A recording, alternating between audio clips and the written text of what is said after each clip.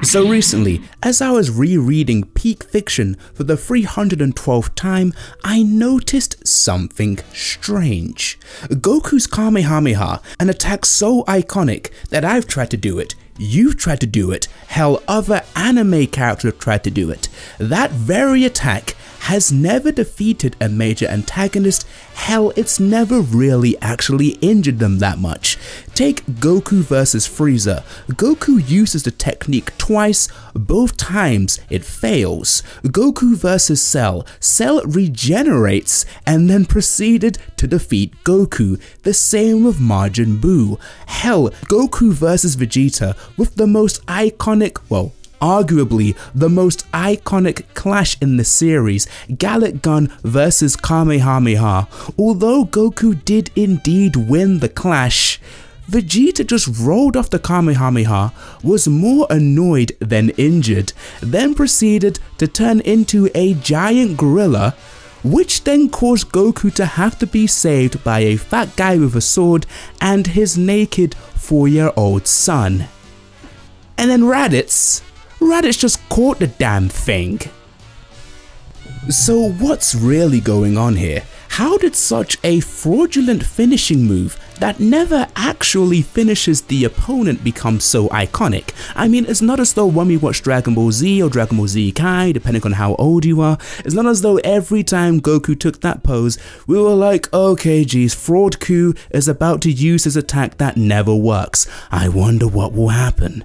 And that's for good reason. You see, after analyzing the fights of Dragon Ball and other shonen anime and manga, I've concluded that the reason why the Kamehameha is so iconic is more so due to the purpose the attack serves in the narrative of the fight rather than the potency of the attack. I believe that Akira Toriyama used the Kamehameha extraordinarily as a narrative device rather than a big blue I win button for Goku that could defeat any threat. Because a blue button that can defeat any threat sounds more like today's sponsor, NordVPN. NordVPN is a virtual private network that gives you a one-click solution to enhance your online security. Use the link in my description to gain access to its features such as threat protection, which protects against malware, and dark web monitor, which notifies you if your credentials have been leaked. NordVPN also encrypts your data,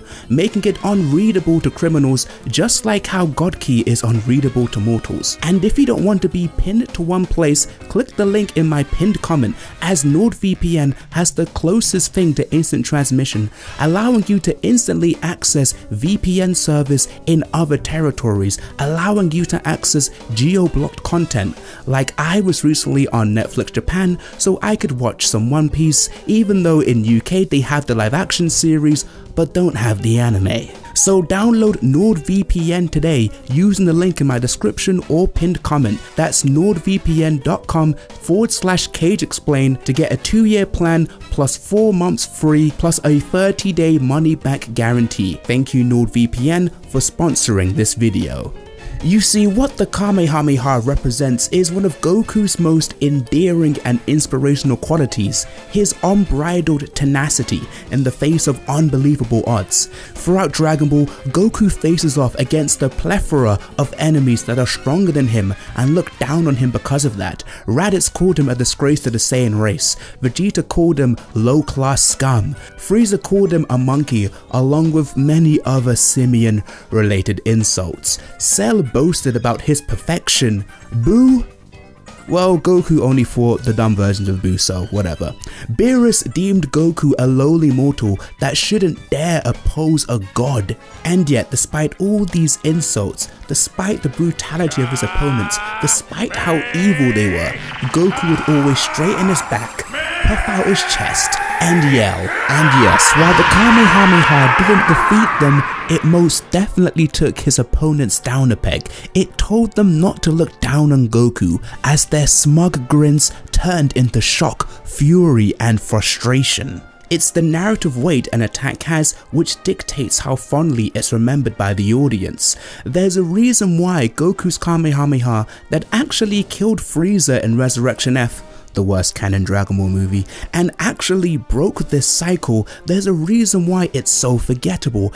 it was so rushed, it had no build up, it didn't tell us anything about Goku or Frieza as characters. Meanwhile, the Kamehameha that only managed to singe Frieza's hand on Namek is so popular amongst fans. It's Goku facing unimaginable odds, not even slightly deterred by being so outclassed. He put it all on the line, and yet Frieza, despite never facing an attack this powerful in his life, still chose to try to block it with one hand. Frieza's natural reflex was to still act as an arrogant racist who assumes everything is beneath him.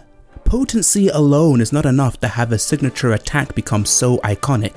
It must aid in the story being told. This is why Gohan's father and son Kamehameha is so fondly remembered by fans. It was Toriyama passing the torch from Goku to Gohan, and what better way to do it than to have Gohan succeed where Goku failed, and have his Kamehameha actually succeed in defeating a main antagonist, and for this antagonist Cell to be a biomechanical amalgamation of every single major Dragon Ball warrior that had existed before Gohan. It's why Ultra Instinct Goku's Kamehameha against Kefla is argued to be one of the best in Dragon Ball Super. Not only does it wipe that cocky smirk off her face as she was so assured in her victory, but Goku doing it in such an effortlessly stylish manner that it would make Dante blush conveys to the audience that Goku has indeed tapped into a new power unlike anything he has ever felt before. Even the Kamehameha Gogeta used in DBS Broly speaks to the characters.